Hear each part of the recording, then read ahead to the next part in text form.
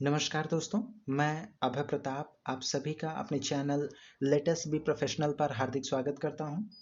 आज की ये वीडियो दुनिया के सबसे छोटे देश वेटिकन सिटी के बारे में है। वेटिकन सिटी नाम में सिटी, लेकिन कहते हैं दुनिया का सबसे छोटा देश। तो क्या वजह है जिसके लिए इस सिटी को देश का नाम दिया गया?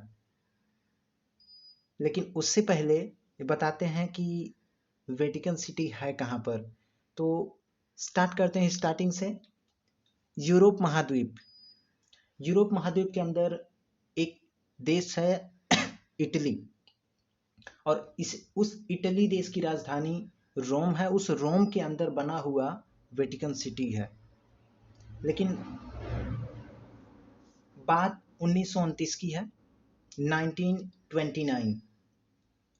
दुनिया की सबसे बड़ा चर्च रोमन कैथोलिक चर्च, जिसमें विश्व के क्रिश्चियन धर्म के धर्मगुरु जिन्हें पोप कहा जाता है, वो वहाँ पर बैठते हैं। जैसे अपने देश में प्रेसिडेंट होते हैं या प्राइम मिनिस्टर होते हैं, मुख्य होते हैं, फर्स्ट पर्सन होते हैं, उसी तरह से रोमन कैथोलिक चर्च यानी जो दुनिया का सबसे बड़ा कैथोलिक चर्च है, वहाँ जो पोप होते हैं वही सर्वे सर्वा होते, सब कुछ वही होते हैं। लेकिन उनके जो अनुयायी हैं, उनके जो मानने वाले थे, उनका कहना ये था कि हमारे जो पोप हैं, यानी जिसे भगवान का हम प्रतिनिधि मानते हैं, यानी यीशु मसीह जो कि उनके भगवान कहे जाते हैं, उनका प्रतिनिधि माना जाता था उनके पोप को। तो उनके अनुयायियों का कहना ये था, उनके जो मानने वाले थे उनका कहना ये था कि हमारे जो पोप है वो किसी राज्य की या किसी देश के अधीन रहकर नहीं काम कर पाएंगे। तो उस समय इटली देश के अंदर और रोमन कैथोलिक चर्च के बीच एक कंप्रोमाइज, एक समझौता किया गया, जिसमें 110 एकड़ यानी कि जो वेटिकन सिटी थी, ये पूरी की पूरी सिटी जो है एक स्वतंत्र रूप से उस वेटिकन सिटी को सिटी ना बोल के एक स्वतंत्र राष्ट्र का दर्जा दिया गया, यानी एक देश बना दिया गया 1929 में।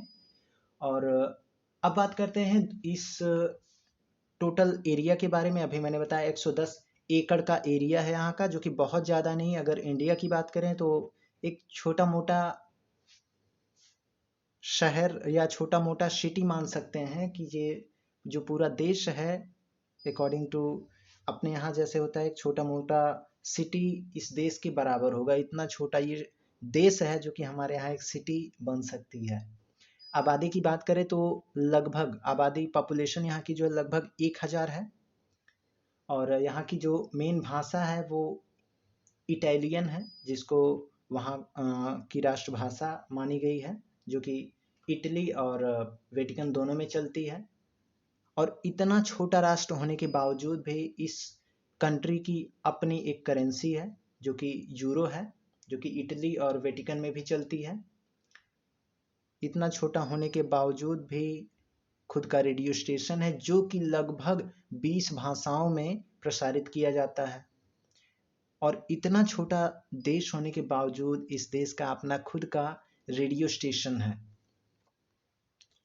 लेकिन इतना है तो देश ही जैसे सारे देशों में होते हैं, सेम उसी तरह ही। लेकिन इस देश की अपनी कोई आर्मी नहीं है, और इस आर्मी के लिए, सेनाओं के लिए वेटिकन सिटी पूरी तरीके से इटली देश पर निर्भर है।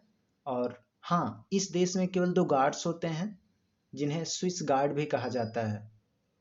और इसके बाद अगर बात करते हैं 1929 से ही, यानी 1930 से ही इस देश के पास अपना खुद का रेलवे स्टेशन है और रेल है, जो कि मोस्ट ऑफ द यहाँ के लोग तो कम ही यूज़ करते हैं क्योंकि एरिया इतना कम है, लोग दूसरे और चीज़ों का यूज़ कर लेते हैं। लेकिन यहाँ जाने वाले पर्यटक ही सबसे ज़्यादा वहाँ के रेलवे का यूज़ करते हैं।